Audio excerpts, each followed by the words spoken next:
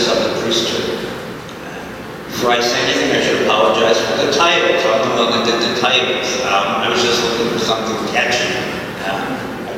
Nobody had to feel too bound to them. But the title that I chose for the priesthood piece was this business of the ordained pastors or CEOs. And I had my reasons, but before I begin, I guess I'd like to begin with a story. Some of you who know me know I'm from Philly.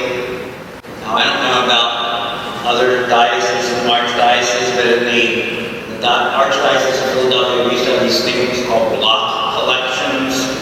I don't know if they had them elsewhere, but this was where once a year the parish priests would sort of go to the neighborhood. And go to each one of the houses, and even though it was supposed to be the visit to home, and the bless the home, and the visit with the families, basically what it became was you would give the priest an envelope for the parish, and that's how it came to be called block collection rather than parish visitation. But we used to have a story in Philadelphia that I always thought was kind of funny. It's about the true parishioners from two different parishes. And they happen to be out fishing one day. The boat capsizes. They end up on an island stranded, and it's an uncharted island. And one of them is practically losing his mind. He's saying, "Oh my God, we're on this uncharted island. We're never going to be rescued. We're going to die here." He's very upset. The other one is very calm. And he simply finds a tree that has a bananas growing on it, picks a banana, eats a banana. And he's very calm about this whole thing. And the one that's very upset says, "What is wrong with you? We're on a stranded island that is uncharted. They're never going to find us. We're going to die." The other looks at him very calmly and says, "Oh, don't worry." He says, "You know, next week in my parish, the block collection, and I almost give $50,000 every year. Don't worry, my pastor is going to find us and find us quicker." You know? And sort of that's the story I had in the background. I was a CEO or a pastor. Unfortunately, more often than not, when we think about priests and especially pastors, we tend to think of it in terms of administrators or fundraisers. And even though I understand that it's certainly part of the job, I want to be clear that I am not a pastor, so I want to be careful what I say. Nevertheless, it does seem to me that we kind of have to grapple with those two issues. So what I would like to do very quickly is I just want to say something about some stats and data.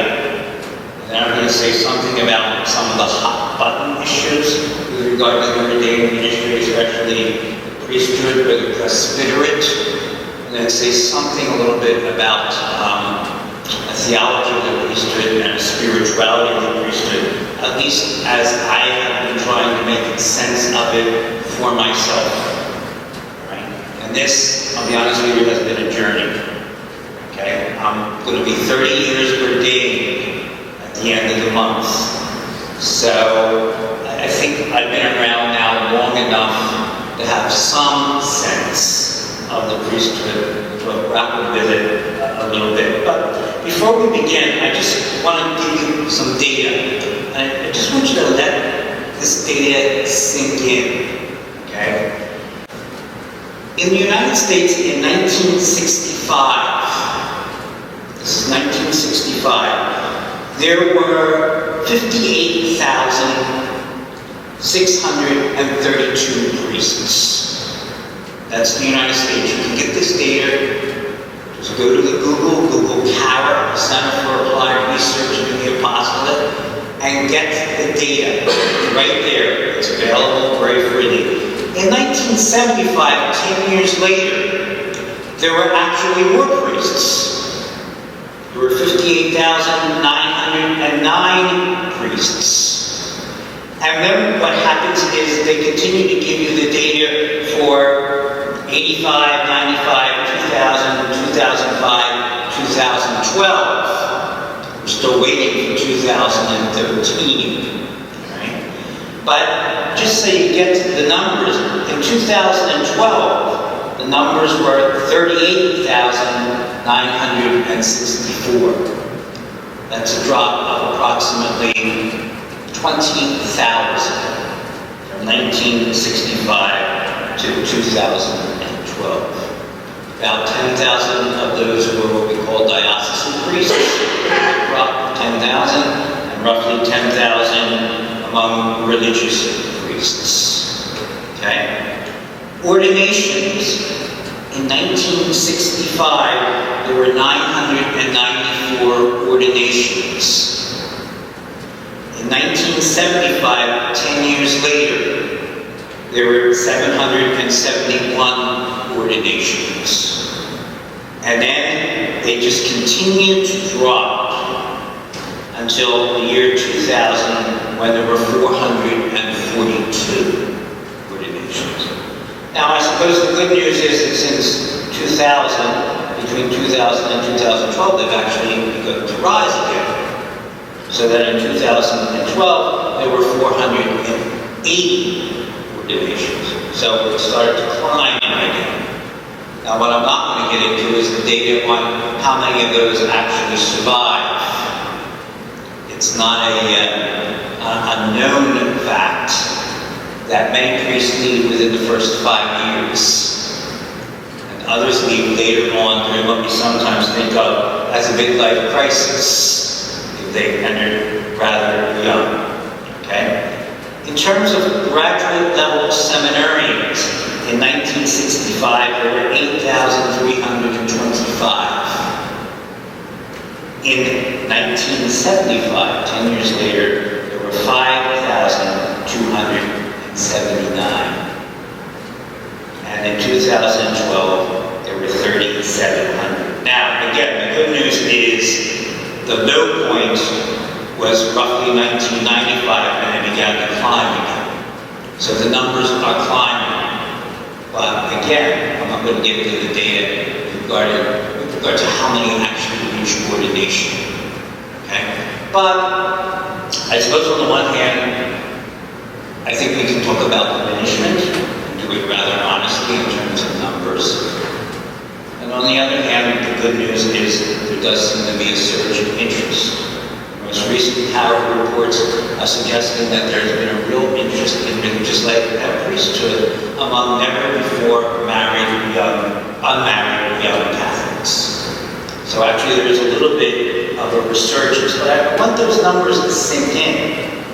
Because really what that means is, that between 1965 and 2012, there were 20,000 fewer priests in the United States.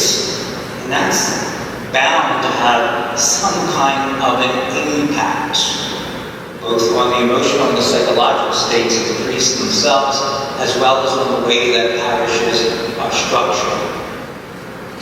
Also recognize in that same period of time the increase in what we might call ecclesial lay ministry, as well as the number of what we sometimes call permanent deacons. So, while there's diminishment on the one hand, I think you have to talk about growth in other ways as well. So, you sort of have to keep those things in balance. So, if you kind of look at what I call, for lack of a better phrase, the mystery of priestly demographics and data, you might say that, at least at first glance, between 1965 and roughly 1995-2000, there was diminishment, but there seems to be some indication of some growth. That's a hot button issue right now. It seems to me there are 3 other hot button issues with regard to the ordained, and particularly what I'm thinking of as the presbyter, we normally think of as priests rather than bishops or deacons. And the other 3 hot button issues, which strikes me, are celibacy, the sexual abuse of minors, and I don't think that there's any way around this, and also what is sometimes referred to as clericalism. And so I'd like to just clear the decks really quickly before I get into a few other points. With regard to celibacy, I think we have to be really clear. coming at this from a purely theological perspective, there seems to me, theologically, to be no real mutual exclusion between marriage and priesthood. And I think we have to be clear about that. Even the Roman Catholic Church is clear about that. First of all, we recognize that there are other rights, not Latin rights, but other rights, Eastern rights, in communion with Rome, where the priests are permitted to marry. So we have to be clear about that. Secondly, there are Latin rite priests who are married. They're a minority, and they're married, of course, to the bishops of the mission, thank you very much. But they're Protestant ministers who have very often come into the Roman Church and have been ordained Roman Catholic priests. And they kept their wives and families. They're not numerous, but they're there. Third, we've got to recognize that the Roman Catholic Church does recognize the validity of the orders of certain other churches, such as the Eastern churches, the Greek Orthodox Church, for example, and those priests, by and large, are married, unless the monks. So it would be a little bit dangerous to argue for the mutual exclusion of the two.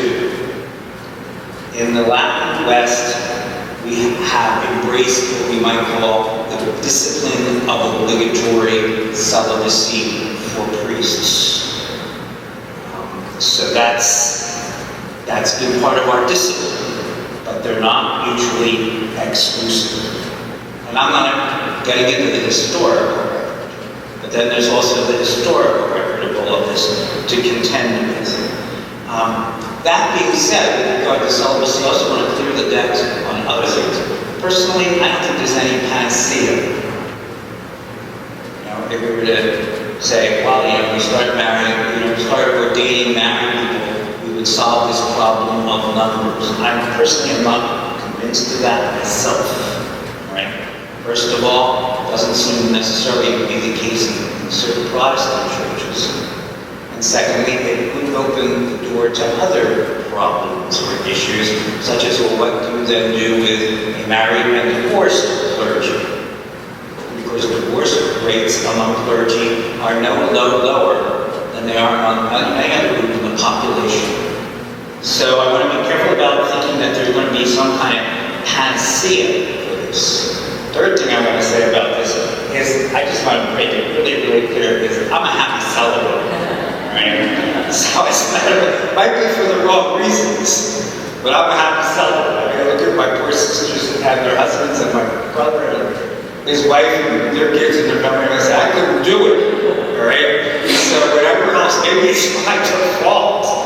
But I personally do not advocate for or against obligatory celibacy. So I want to be really clear about that. My suspicion is also that there are historical and experiential reasons at work for the eventual imposition of obligatory celibacy in the West for priests. What I mean by that is, for example, you can look at this from a purely, what I would call, sociological perspective. Some people argue the reason why this was imposed was to protect church lands and church property, from being given over to the families of the priests. I'm not convinced of that. I think that's a reductionist argument. I tend to think that there was something in the experience of the Latin West that understood priesthood as a kind of a spousal relationship. I also have it on good authority from listening to others that priests are sometimes very conflicted when they're in double relationships. One with the church and another with another person. For example, this is not a tale out of school, but I'm on a sabbatical right now from school. And one of my little goals of this sabbatical was we have a community shrink. And I asked permission to see the shrink, not because I'm falling apart, but I thought, you know what, I'm 58 years old, I'm 30 years a priest. It'd be a good thing to talk about what I want to do with the next phase of my life with a psychologist.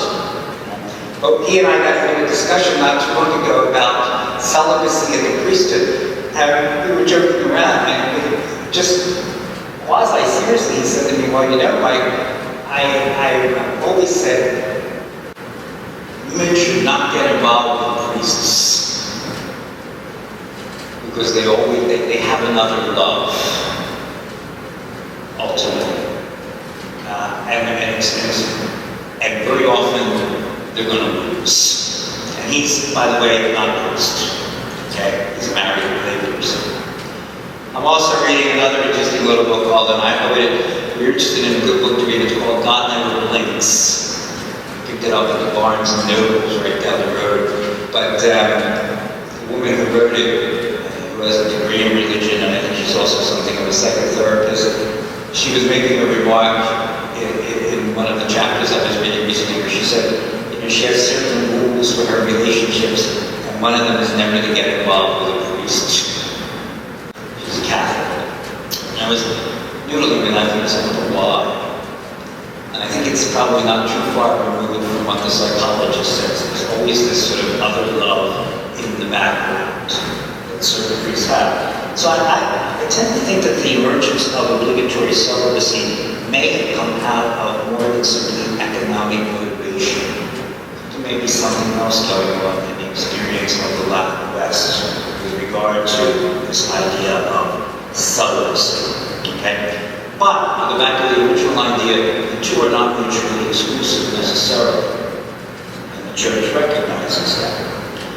The other hot button issue, of course, we got to get out of the way, is the sexual abuse of minors. The church is going through a bit of chaos right now because of this.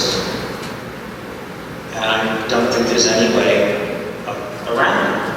You simply have to admit that it has happened, that it is grievous, that it is evil, that it is wrong, that it's a terrible scourge. And hopefully we'll be able to come through this. But it's going to take a while through what has happened. I personally have absolutely no answers as to why this has happened. But I will say two things. I will say I do not think that the root of it is celibacy. Since anybody who knows their data knows most sexual abuse of minors and anyone else takes place in families, and people who are not celibate. And the second thing I would want to say is the root of it is not homosexuality, as I've sometimes heard people say. Because most sexual abuse is not homosexually oriented. It's heterosexual. So I think we need to be clear about that. The data demonstrates that very clearly. So we have to be absolutely careful not to scapegoat either states of life or groups of people in this manner. I suspect, from a psychological point of view, there are probably deeper issues at the heart of that particular problem. The fourth hot button issue is the issue of clericalism. And admittedly, people who write on the priesthood say this is a problem. If you were to say to me, what are the characteristics of clericalism? These are what I would say. Necessarily me. One, I think it tends to be a posture of privilege and luxury. If you haven't read any of the books by Donald Cousins is a diocesan priest who was a one-time rector of a seminary that has written quite a number of works regarding the ordained priesthood and celibacy. You should read his work. It's very enlightening. The first work he wrote was called The Changing Face of the Priesthood. One of the ideas that he posits in that work is this business of what he calls the puer priest syndrome. That's this, the idea that relatives of priests sometimes think the priest have nothing more to do with their time during the day than play golf. All right? And if that is true, then that seems to me to be a characteristic of clericalism. I don't think it is true. All right? I don't know about other priest days, but I've noticed that the consensus days, unless they're retired or sick, are pretty full. The guys I know pretty much work very much from day to night without collapsing into what I might call workaholism. Right? But this can be a problem at times. Second characteristic of clericalism is what I would call omniscience and power. You know, that some ordained might get an attitude that they know everything, and that they are the source of all power in a parish or anywhere else. This is not a good posture, right? Again, this is not to be confused with authentic authority. And the first issue, privilege and luxury, is not to be confused with the need for authentic relaxation and leisure. Priests need that, at least in my own opinion. Because otherwise they're going to become very unhappy. To use an old expression, unhappy saints are lost from the beginning.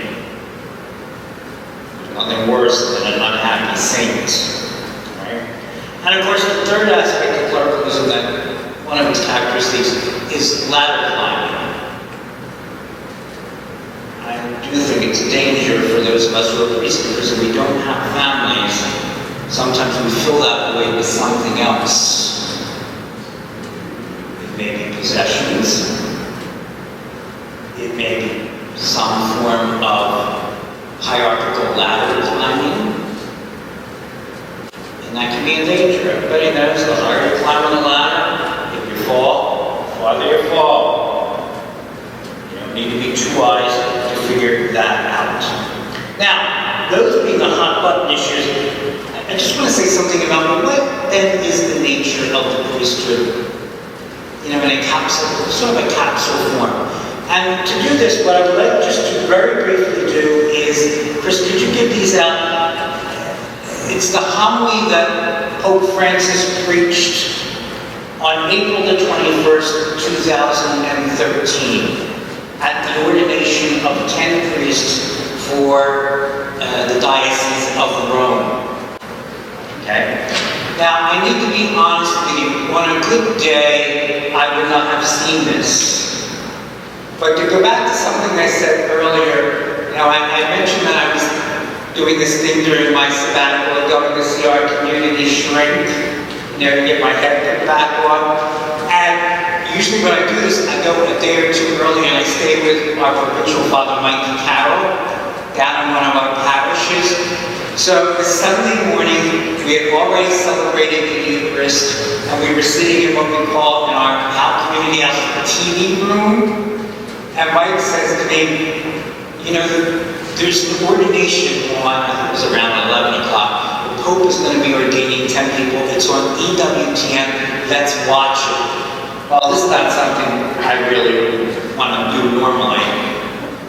Morning, noon, or night, right? But Mike wanted to do it. Normally I would fall asleep. But the funny thing was, and he'll probably holler and tell him, he fell asleep during it. I stayed awake for the ordination. Mostly because I wanted to see how the Pope celebrated the ordination. I haven't seen the new Pope in that much action, I was kind of charmed by his simplicity, but I was listening to his homily very closely. And unfortunately, he gave the homily in Italian, which I do not speak. But the person doing the television show for EWTN, which translated it in English, they had a little bit of a different translation than this one that I took off of the website, when I Googled it. Right?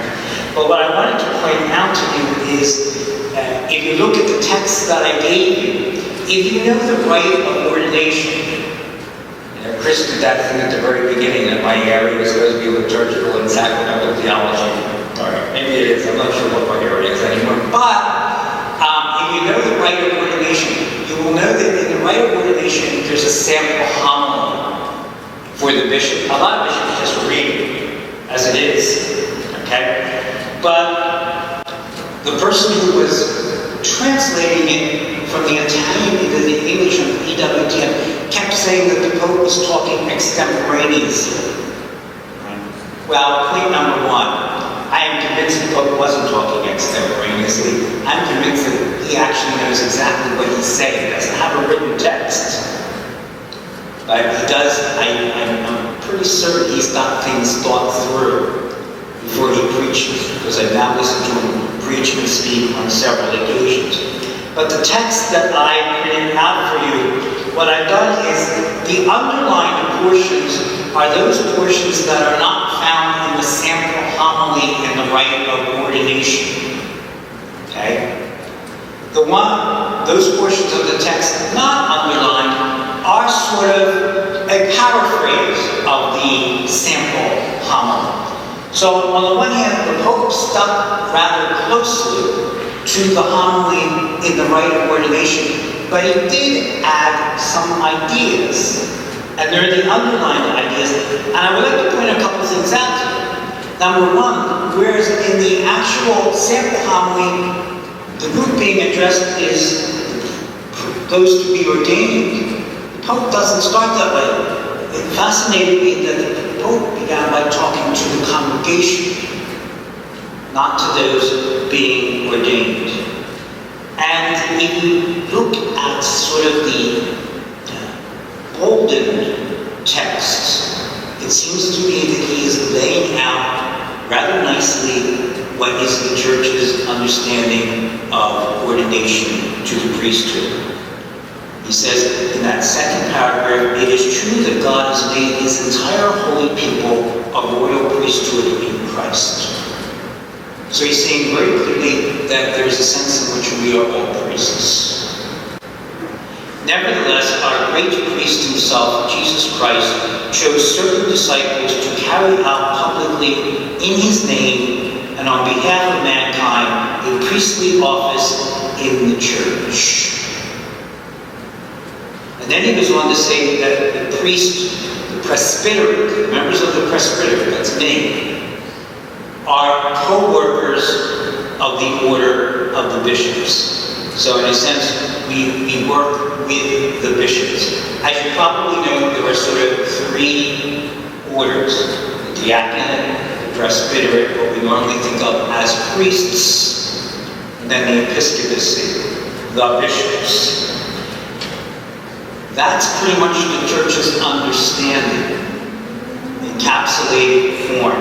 But the other interesting points that the Pope added, again, I don't believe extemporaneously, are towards the bottom, after talking about, that they should believe what they read, teach what they believe, practice what they teach.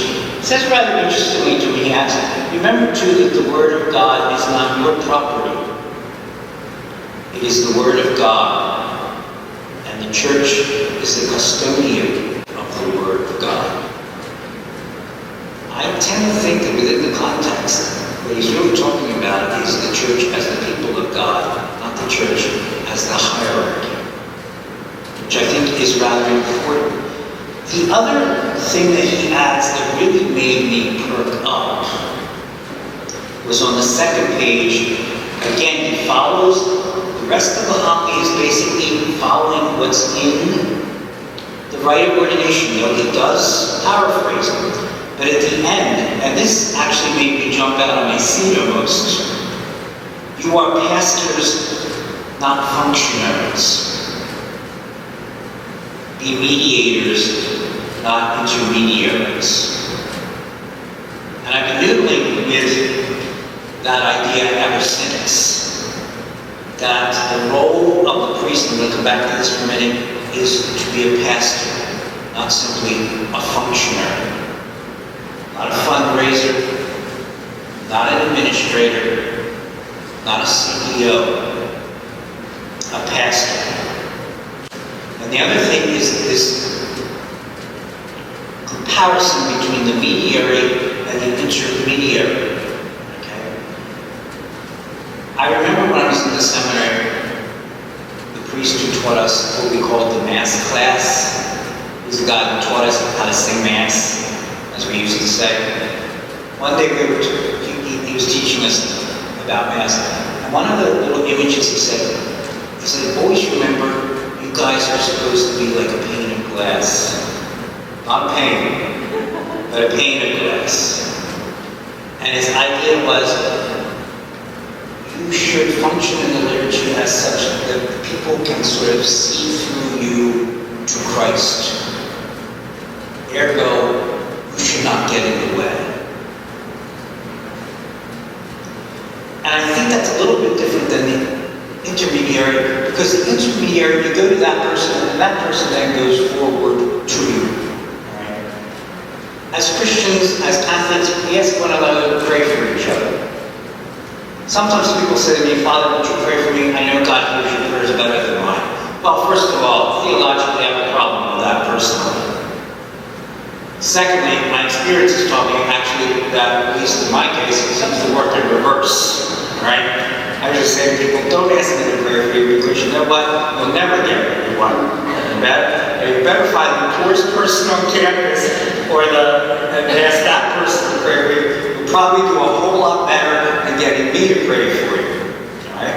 But I think that the Pope, this homily I felt was rather beautifully crafted. The way that this particular translator translated the last time, which again is from the right, is keep always before your eyes the example of the Good Shepherd who came not to be served, but to serve. He came to seek out and save what was lost. Interestingly, the way it was translated on the television was,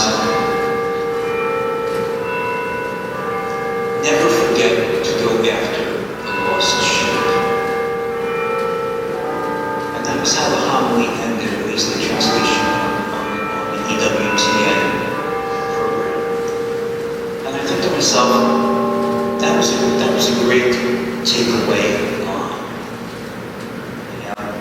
to go after the lost sheep. Okay. So I think that the Pope in that homily has given us a nice understanding of the theology of the priesthood, the ordained priesthood, as it comes to us in our Catholic tradition. Now, just a few thoughts therefore. And all I'm going to offer here are what I would think of as three basic theses very quickly.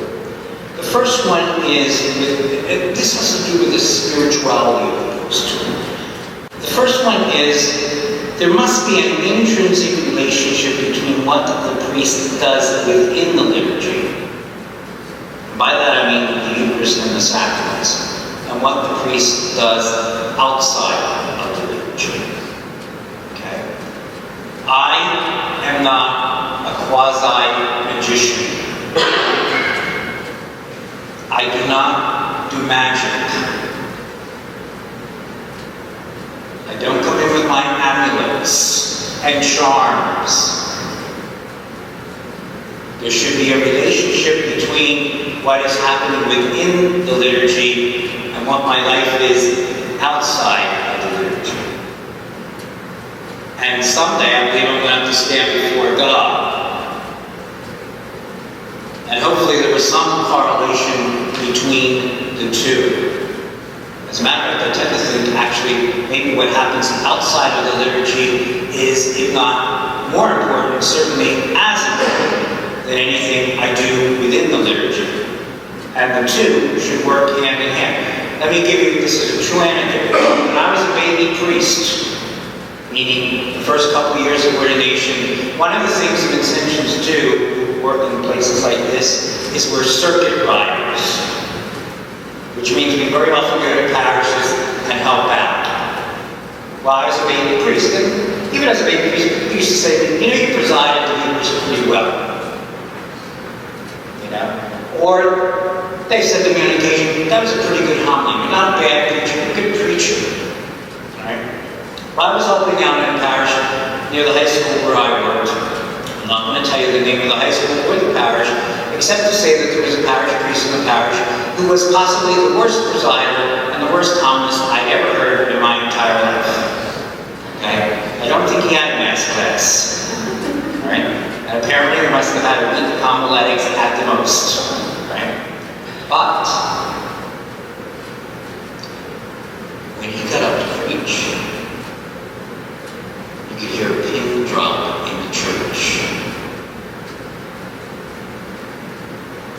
I don't think he was as rhetorically flourished as I am.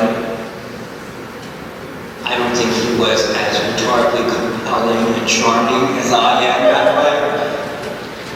Which may be, fooling myself. But you can hear a pin drop. And why? Because when some Christian was in the hospital, or his or her mother was in the hospital, or his or her father was in the hospital, he was there. Because when that Christian's father or mother died, he was there. Because when some kid couldn't afford to pay the tuition to the parish school, he forgave him. The rubber, you might say, met the road in terms of his day-to-day ministry with those people.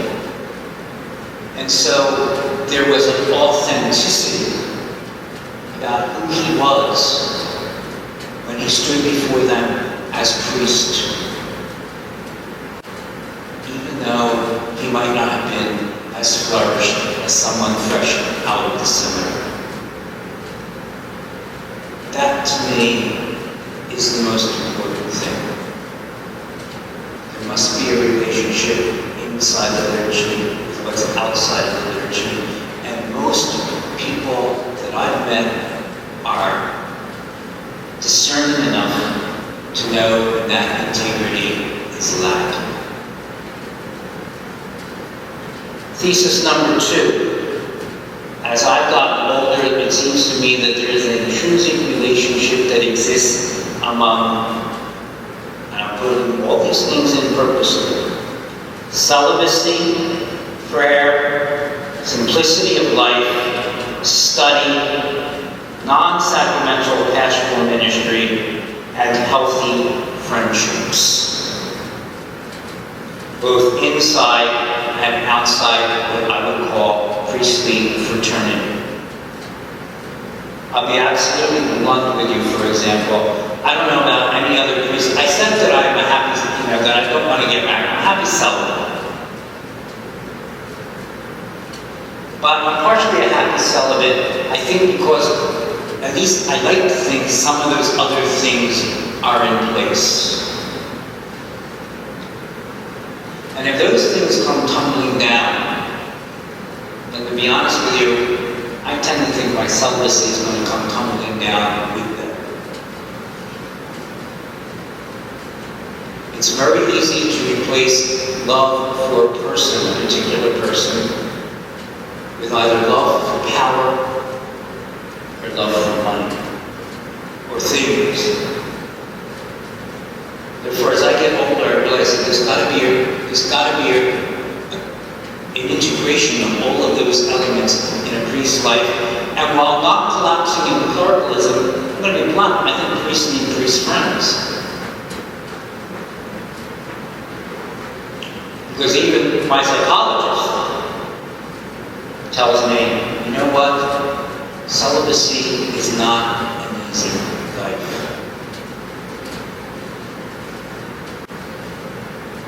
And you need other things to help you along the way. So all of those things, it seems to me, work together. Some might be of lesser importance than others, but I want to be careful about that. I'm going to be blunt with you. I think the priests need to do continuing study. Nobody wants to go to a doctor that hasn't looked at a medical journal since that doctor got out of medical school. Especially the older the doctor gets. Well, this would seem to me to be true for priests as well. Unfortunately, sometimes we have a tendency to think, well, we got out of the seminary, we don't have to look at a theology book again. Okay? somebody who thinks he's a theologian, theology evolves. Third thesis, we need to balance the emphasis of the priest as another Christ with some kind of an emphasis with the priest as a servant leader. Okay? Now, if I can just say something here briefly.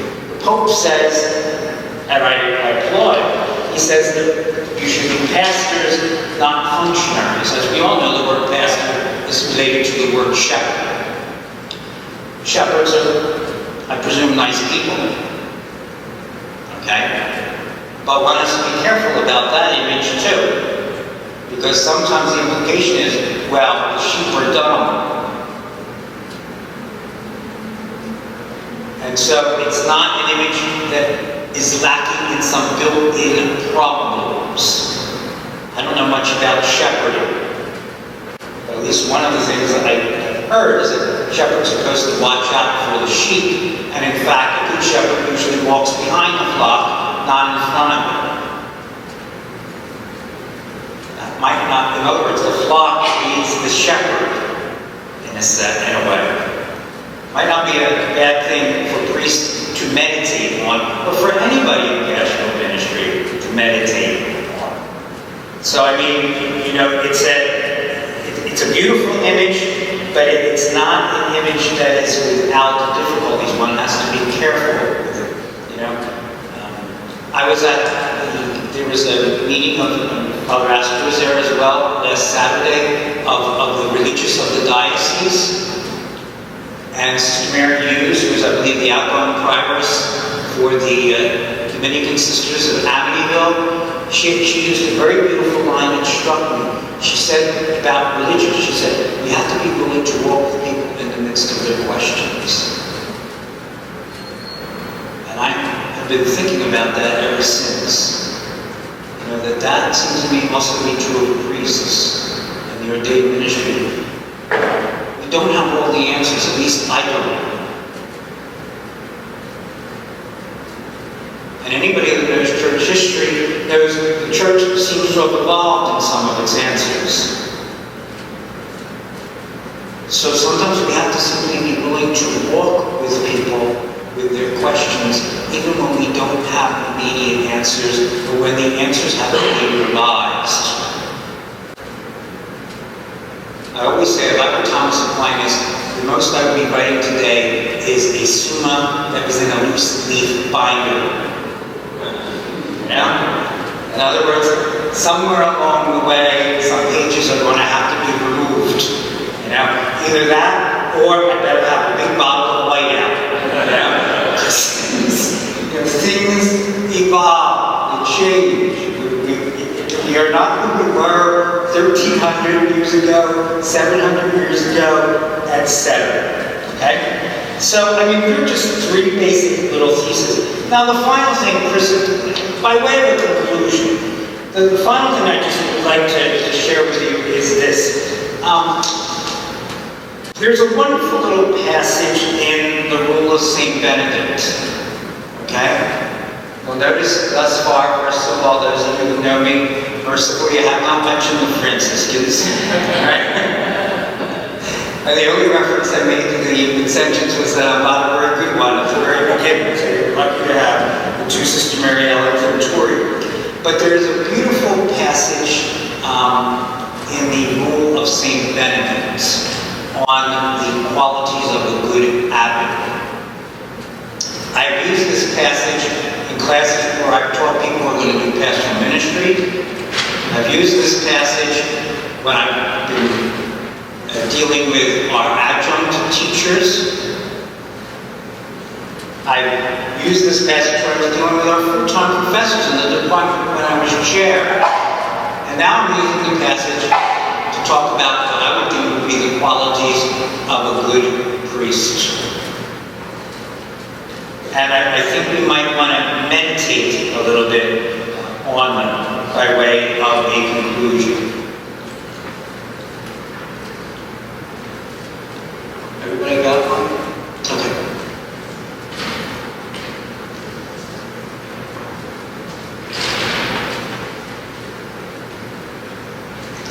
First of all, forgive the fact that we're talking here about an abbot, and put the word priest in where you see the word abbot. And secondly, the rule about it was originally written for men. So you'll forgive the he's, but I didn't want to alter it because this was as I found it in the book. Alright? But if you take a look at it, it seems to me it nicely describes what a good priest would be. I'm going to skip the second paragraph. But starting with the first, in choosing an abbot, the guiding principle should always be that the man placed in office be the one selected either by the whole community, acting unanimously in the fear of God, or by some part of the community, no matter how small, that possesses sounder judgment. Goodness of life and wisdom in teaching must be the criteria for choosing the one to be made abbot, even if he is the last in community rank. Going on to the third paragraph. Once in office, the abbot must keep constantly in mind the nature of the burden he has received, and to remember to whom he will have to give an account of his stewardship. Let him recognize that his goal must be profit for the monks, not preeminence for himself. He ought, therefore, to be learned in divine law, so that he has a treasure of knowledge from which he can bring out what is new and what is old. He must be chaste, temperate, and merciful. He should always let mercy triumph over judgment, so that he too may win mercy. He must hate faults, but love the brothers. When he must punish them, he should use prudence and avoid extremes. Otherwise, by rubbing too hard to remove the rust, he may break the vessel. He is to distrust his own frailty and to remember not to crush the bruised reed.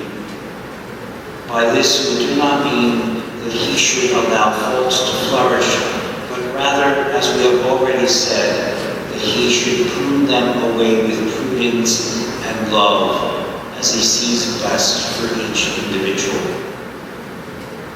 Let him strive to be loved rather than feared. Excitable, anxious, extreme, obstinate, jealous, or over-suspicious, he must not be. Such a man is never at rest. Instead, he must show forethought and consideration in his orders, and whether the task he assigns concerns God or the world, he should be discerning and moderate, bearing in mind the discretion of holy Jacob, who said, "If I drive my flocks too hard, they will all die in a single day." Therefore, drawing on this and other examples of discretion, the mother of all virtues, and this I think is probably the most beautiful line in the entire rule, he must so arrange everything that the strong have something to yearn for, and the weak nothing to run from. He must above all keep this rule in every particular, so that when he has ministered well, he will hear from the Lord what the good servant heard, and gave his following servants grain at the proper time. I tell you solemnly, he said, he sets in order all of his possessions. It seems to me, if I were looking for a good description of what a priest ought to be in this our own time, that would pretty much come close to the point. Thank you.